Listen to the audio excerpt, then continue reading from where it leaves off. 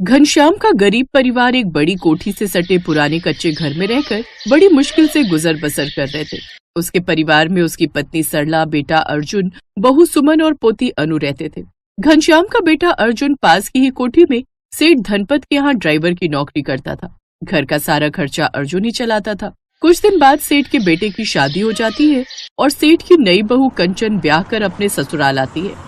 ओह God अनंत, ये तुमने किसी ड्राइवर रख लिया है? देखो तो कैसे गाड़ी चला रहा है। इस महंगी गाड़ी को भी बैलगाड़ी की तरह चला रहा है। वो भाभी जी, ठंड का मौसम है तो कोहरा ज्यादा है, इसलिए गाड़ी धीरे चला रहा हूँ। ए दो कौड़ी के नौकर, ये भाभी जी किसे कहा तुमने? मैडम या मालकिन कहने की आदत डाल लो, समझे? कुछ देर बाद वो कोठी के बाहर पहुँचते हैं, जहाँ सामने बने कच्चे मकान को देखकर वो कहती है, छी, ये इतनी सुंदर कोठी के आगे बेकार सा घर किसने बना दिया? पूरी कोठी की शोभा ही बेकार कर दी। गृह प्रवेश के बाद वो अंदर जाती है तो वहीं अनंत अपने ड्राइवर से जाते हुए कहता है, अर्जुन, कंचन की बातों का बुरा मत मानना, वो जरा मुंह फट सी है। और हाँ, शाम को हमारी कोरल बैंक्वेट में रिसेप्शन पार्टी है, तो तुम सब आ जाना, ठीक है? जी साहब। अर्जुन पार्टी की बात घर जाकर अपने परिवार वालों को बताता है। साहब ने हमें पार्टी में बुलाया है, लेकिन खाली हाथ जाना ठीक नहीं रहेगा। तो आप टेंशन क्यों लेती हो माँ? सुमन है ना, अपनी सुमन कितना अच्छा केक बना लेती है, वही बना कर ले चलेंगे।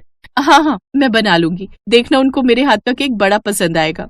शाम को वो सभी पार्टी में जाते हैं, जहाँ सेठानी अपनी बहू से उन सबको मिलवाती है। कंचन बहू, ये सुमन है, हमारे ड्राइवर अर्जुन की पत्नी, और ये अर्जुन के माता पिता और ये बेटी। जी नमस्ते, मैं आपके लिए ये केक लाई हूँ, ये मैंने अपने हाथों से बनाया है। छी, तुमने ये सोच भी कैसे लिया कि मैं तुम जैसे जाहिल के हाथों का केक खाऊंगी? ये केक हम जैसे हाई क्लास लोगों के लिए नहीं होता, बल्कि तुम जैसे झोपड़पट्टी में रहने वालों के लिए होता है, बिल्कुल तुम लोगों की तरह यूजलेस। ये सुन सुमन रोते हुए वहाँ से चली जाती है। बहू, तुम्हें उससे ऐसे नहीं कहना चाहिए था। इन जैसे जाहिलों को मुंह लगाना ना मेरी आदत नहीं है पापा जी, ऐसे लोगों को इनकी औकात तक ही रखना चाहिए। घर आकर भी सुमन खूब रोती है। चुप हो जा बहू, अब कब तक यूं मालकिन की बातों को दिल से लगाकर बैठी रहेगी? पता नहीं ये बड़े लोग अपने आप को क्या समझते हैं माँ जी, हम तो कितने प्यार से उनके लिए केक लेकर गए थे। अब बड़े लोगों की जैसी सोच बहू, लेकिन तू छोड़ ये सब, अब तू हमें ये केक बनाकर खिला, क्योंकि हम तो जानते हैं हमारी बहू कितना अच्छा केक बनाती है। सुमन अपने आंसू पोंछती है और सबको केक खाने को देती है। वाह माँ, ये तो बड़ा ही टेस्टी है, आपने ये कुछ नया वाला बनाया है क्या? हाँ बहू, ये उस बटर स्कॉच और चॉकलेट वाले से भी अच्छा बना है, ऐसा तो किसी 5 स्टार होटल में भी नहीं बनता होगा। माँ जी, ये फर्स्ट केक है, बड़े लोगों को इसी तरह का केक पसंद आता है, ऐसा मैंने फोन में देखा था। फिर तो माँ, आप आने वाले नए साल पर भी यही केक बनाना। हाँ, लेकिन अभी उसके लिए 3 महीने बाकी है बेटी। लेकिन एक बात कहूँ बहू, तू इतना अच्छा केक बनाती है कि खुद का केक का काम शुरू करे तो अच्छे पैसे कमा ले। माँ जी, अब आप भी मेरा मजाक उड़ा रही हैं? नहीं बहू। माँ बिल्कुल सही कह रही है सुमन, तुम सच में बहुत अच्छा केक बनाती हो। तुम्हें पता है, एक बार मैं सेठ सेठानी को लेकर दिल्ली शहर गया था एक बर्थडे पार्टी में। वहाँ पर शहर के सबसे अच्छी दुकान का केक आया था, लेकिन सच कहूँ तो वो केक भी इतना अच्छा नहीं था जितना कि ये केक है। अगर तुम ऐसा केक बनाकर बेचो तो अच्छी कमाई करोगी। उनकी ये बात सुमन को अच्छी लगी और अब उसने सबसे पहले 2 तरह का केक बनाया और केक बनाकर एक दुकान पर बेचने ले गई। नहीं, हमें ये केक नहीं चाहिए भाई। एक बार खाकर तो देखिए, तभी पता चलेगा कि मेरी बहू कितना अच्छा केक बनाती है। दुकानदार ने जैसे ही वो केक चखा, उसे वो केक बड़ा पसंद आया। सचमुच ये तो लाजवाब है, क्या स्वाद है। ऐसा करो, अब से मेरी दुकान के लिए केक बनाकर भेज दिया करो, जो भी प्रॉफिट होगा हम आधा आधा बांट लेंगे। सामान सब मेरा होगा, बोलो मंजूर है? जी मुझे मंजूर है। इसी तरह अब सुमन घर से केक बनाकर देने लगी और उससे थोड़ी बहुत कमाई करके अपना घर चलाने लगी। उधर कंचन अपने ससुराल में खूब पैसे उड़ाती। ऐसे ही एक रोज, माँ जी मुझे 80,000 रुपए चाहिए, मुझे शॉपिंग के लिए जाना है। वो क्या है ना, नया साल आने वाला है। बहू 80,000, लेकिन पिछले हफ्ते ही तो मैंने तुझे 50,000 दिए थे। यूं इतना पैसा खर्च करना ठीक बात नहीं है, और तुम जानती हो कि आजकल बिजनेस भी कुछ ठीक नहीं चल रहा, और नया साल आने वाला है तो हर साल हम गरीबों में कंबल बांटते हैं, तो हमें वो भी करने जाना है। ओह गॉड, अब इतने बड़े घर की बहू होकर मुझे ये थोड़े बहुत पैसों के लिए आपकी बातें सुननी पड़ेंगी क्या? मैंने कहा ना, मुझे पैसे चाहिए तो मतलब चाहिए। मुझे नए साल पर पार्टी भी करनी है, मैंने अपने सभी फ्रेंड्स को भी बुलाया, जिसके लिए मुझे 1 लाख और चाहिए होंगे। ये सुनकर सेठानी अपना माथा पकड़ लेती है और उसे पैसे दे देती है। इधर धीरे धीरे सुमन का केक बाजार में सबको पसंद आने लगता है। ऐसे ही कुछ दिन बाद अनु अपनी माँ से, माँ, कुछ दिन में नया साल आने वाला है, हम भी नए साल पर पार्टी करेंगे ना? मेरे सभी दोस्त भी पार्टी कर रहे हैं। आप उस दिन केक भी बनाओगी ना? हाँ बेटी, मैं तुम्हारे लिए केक जरूर बनाऊंगी और पार्टी के लिए मेरे पास थोड़े पैसे रखे हैं, मैं उससे ही सामान ले आऊंगी। ऐसे कुछ दिन बीत जाते हैं। सुमन, तुम्हारा बनाया हुआ केक सबको पसंद आ रहा है और जानती हो इस बार हमें नए साल पर पूरे 1000 केक बनाने का ऑर्डर मिला है। क्या तुम अकेले ये ऑर्डर पूरा कर पाओगी या मैं कुछ ऑर्डर कैंसिल कर दूं? इतने सारे केक के ऑर्डर सुनकर सुमन खुश हो जाती है। ये तो अच्छा मौका है कमाई करने का। वो झट से इस ऑर्डर के लिए हाँ कर देती है। लेकिन बहू, तू 1000 केक बना लेगी? जी माँ जी, आपको अपनी बहू पर शक है क्या? नहीं, मैं जानती हूँ तू बड़ी होनहार है, सब कर लेगी। अब एक दिन बाद नया साल आने वाला था। सुमन दिन रात सुबह शाम अलग अलग तरह के केक बनाने की तैयारी में लग जाती है और उधर कंचन अपने लिए महंगी सी ड्रेस और हाई हील्स खरीदती है। साथ ही पार्टी डेकोरेशन वालों को भी बुला लेती है जो उसके घर को अच्छे से डेकोरेट कर देते हैं, जबकि सुमन खुद ही अपने घर को वक्त मिलने पर सजाती है। फिर जैसे ही उसके 1000 केक बनकर तैयार हो जाते हैं तो अर्जुन उसके साथ मिलकर वो सब केक दुकान पर पहुंचा देता है। उधर कंचन भी बड़ी सी दुकान से केक लेकर आ जाती है और घर पर रख देती है। फिर तैयार होने जाने लगती है, लेकिन तभी उसका पैर फिसलता है और वो उस केक पर गिर जाती है, जिससे सारा केक खराब हो जाता है। ओह नो, सारा केक खराब हो गया। कुछ ही देर में गेस्ट आने वाले, अब मैं क्या करूं? वो सभी दुकानों पर फोन करके केक का पता करती है, लेकिन हर जगह केक खत्म हो चुका होता है। अब मैं क्या करूं? यहाँ तक कि सुमन ने जो 1000 केक बनाकर दुकान में भिजवाए थे वो सब भी बिक चुके थे। अब तो सुमन ही तेरी हेल्प कर सकती है। सुना है उसने नए साल पर 1000 केक का ऑर्डर तैयार करके दिया है। क्या 1000 केक? कंचन सुमन के घर जाती है और उसे सारी बात बताती है। फिर सुमन उसे वो केक लाकर देती है जो उसने अपनी बेटी के कहने पर 3 किलो का बड़ा सा केक अपने लिए बनाया था। माँ, तुमने उन आंटी को वो केक क्यों दे दिया? अब हम कैसे नया साल मनाएंगे? वो तो आपने अपने घर के लिए बनाया था ना? केक लेकर जाती हुई कंचन ये बात सुन लेती है और वो उन सबको भी अपने नए साल की पार्टी में आने को कहती है। उसके कहने पर वो सब उसके घर जाते हैं, जहां वो उनके साथ बड़े ही प्यार से पेश आती है और उन सब के साथ भी नए साल का खुशी खुशी स्वागत करते हैं। लेकिन ये नया साल अब गरीब बहू के लिए खुशियों भरा आया था।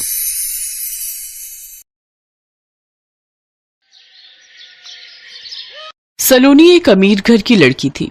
रोहित और उसकी लव मैरिज थी। रोहित की फैमिली ठीक ठाक थी। रोहित के पापा रमेश कुमार एक बार काफी बीमार पड़ गए। उसके बाद से रोहित ने अपने पापा को काम करने के लिए मना कर दिया और छोटा भाई अभी पढ़ाई कर रहा था, इसलिए घर में कमाने वाला रोहित ही था। रोहित, ये क्या? तुमने मुझे सिर्फ 500 रुपए पकड़ाए हैं। तुम्हें पता भी है ब्यूटी पार्लर का खर्चा कितना है? कम से कम भी लगाओ तो 10,000 मुझे चाहिए। सलोनी, 10,000? कैसी बातें कर रही हो? 1000-2000 की बात और है, वो भी मैं तुम्हें बड़ी मुश्किल से निकाल कर दूंगा। पर 10,000 रुपए तुम सिर्फ पार्लर में खर्च कर दोगी तो मुझे तो बाकी घर का खर्चा भी देखना है ना।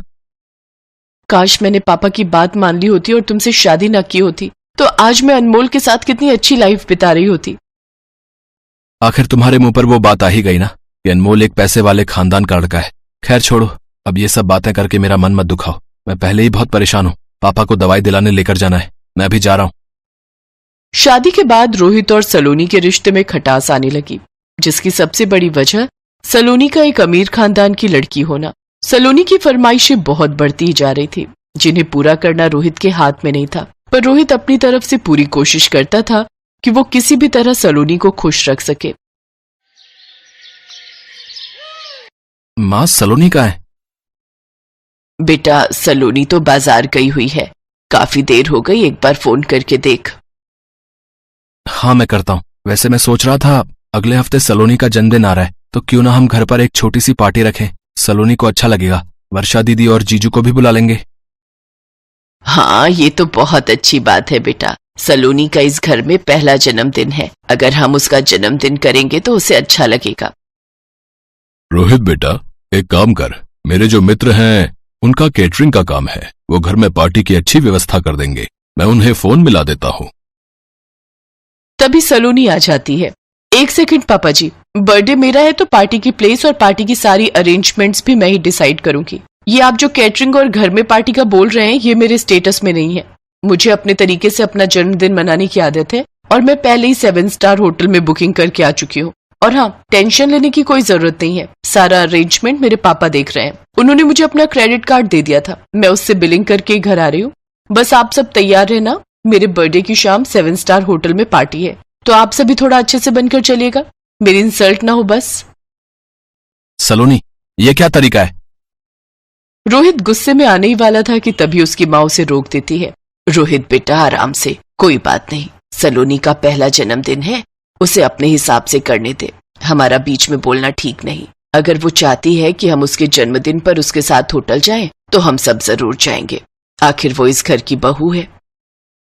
रोहित बेटा, तुम्हारी माँ ठीक कह रही है, और फिर जन्मदिन मनाने से सलोनी की खुशी देखनी है कि वो किसमें खुश है। अब कहीं भी मनाओ, चाहे घर में या बाहर।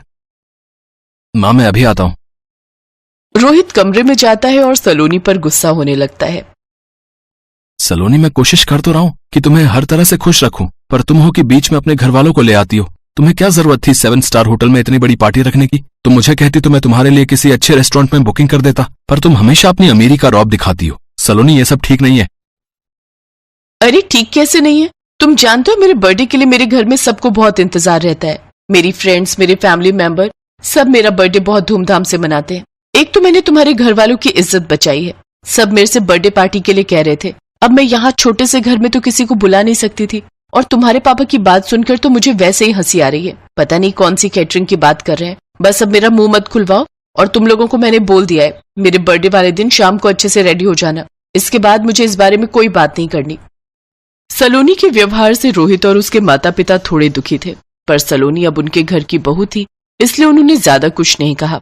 सलोनी अपनी ननद वर्षा और उसके पति को भी बर्थडे के लिए इनवाइट करती है। सब लोग खाने की टेबल पर बैठे हुए थे। रोहित, ये क्या, माँ जी ने शॉल ओढ़ रखी है, वो तो ऐसे कपड़े पहनकर आई है जैसे दिसंबर की ठंड हो। तुम्हें पता है गर्मी का मौसम है और ये शॉल ओढ़कर आ गई है। सलोनी, माँ को एसी में बैठने की आदत नहीं है, और यहाँ फुल एसी चल रहा है। माँ ज्यादा देर एसी में नहीं बैठ सकती, पर वो तुम्हारे लिए यहाँ आई है। अब यहाँ तो काफी समय लग जाएगा, और एसी में उनसे बैठा नहीं जाएगा, इसलिए मैंने ही उन्हें बोला था कि वो कोई शॉल रख ले। इसमें हर्जी क्या है? सलोनी बेटा, जरा इधर आना। आई पापा। सलोनी बेटा, केक कट चुका है। अपने ससुराल वालों की पसंद का क्या ऑर्डर करना है वो पूछ लो। हम सब ने तो अपनी पसंद का ऑर्डर कर दिया है। पापा, ये सब तो वही दाल रोटी खाने वाले हैं। इन सब ने 7 स्टार होटल का खाना शायद ही कभी खाया हो। पहले वो देखो ना, वर्षा दीदी के बच्चे ऐसे कोल्ड ड्रिंक पी रहे हैं जैसे उन्होंने लाइफ में कभी कोल्ड ड्रिंक पी ही ना हो। सच, कैसे गवार ससुराल वालों को बुला लिया मैंने अपनी बर्थडे की पार्टी में।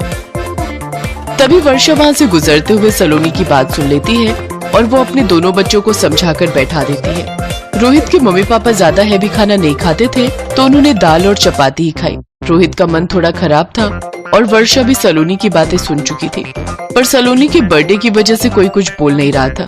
कुछ देर बाद उसे उसके दोस्त दोबारा डांस के लिए बुलाने लगते हैं। सलोनी, आ ना यार, थोड़ा और डांस करते हैं, तेरा बर्थडे है, कितना मजा आ रहा है यार। यार बहुत थक गई हूँ, इतनी देर तो तुम लोग के साथ डांस किया है। अच्छा ठीक है, चलो। सलोनी जैसे ही दोबारा डांस के लिए उठने लगती है, अचानक चेयर के कोने से उसकी ड्रेस फंस जाती है और पीछे से पूरी फट जाती है। सलोनी एकदम से बैठ जाती है। अब यार, मेरे ना पैर में एकदम दर्द हो गया है, एक काम करो, तुम लोग करो डांस, मैं अभी आती हूँ। सलोनी बेटा, मैं जरा तुम्हारे पापा के साथ रिसेप्शन पर होकर आती हूँ, तुम्हें काम तो नहीं है ना? नो मॉम, मैं ठीक हूँ, आप हो आओ। काफी देर तक सलोनी चेयर से जब नहीं उठी तो रोहित परेशान हो गया। क्या बात है सलोनी, तुम इतनी परेशान क्यों हो रही हो? मुझसे तो कह सकती हो।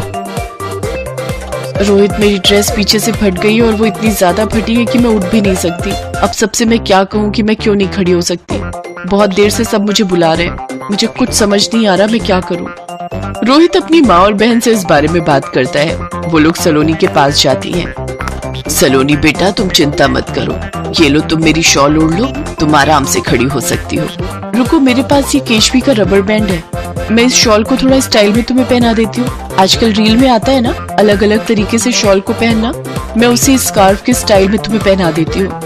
वर्षा सलोनी को स्कार्फ की तरह शॉल पहना देती है। सब लोग सलोनी को इस नए लुक में देखकर उसकी बहुत तारीफ करते हैं। किसी को ये पता नहीं था कि सलोनी ने आखिर इस स्कार्फ की तरह शॉल क्यों पहना है। अरे वाह सलोनी, ये शॉल का स्टाइल तो बहुत ब्यूटीफुल लग रहा है। वो मुझे थोड़ी ठंड लग रही थी, इसलिए माँ जी ने अपना शॉल मुझे दे दिया और वर्षा दीदी ने इसे स्टाइल में पहना दिया। बहुत केयरिंग है मेरे ससुराल वाले, मेरी बहुत केयर करते हैं। आई एम वेरी लकी कि मुझे इतनी अच्छी ससुराल मिली है। थैंक यू माँ जी, थैंक यू दीदी। सलोनी समझ चुकी थी कि वो घमंड में आकर अपने कितने अच्छे ससुराल वालों का मन दुखा रही थी। सलोनी अपने व्यवहार को बदलती है और उस दिन से वो अपने ससुराल वालों को बेहद प्यार और सम्मान देने लगती है।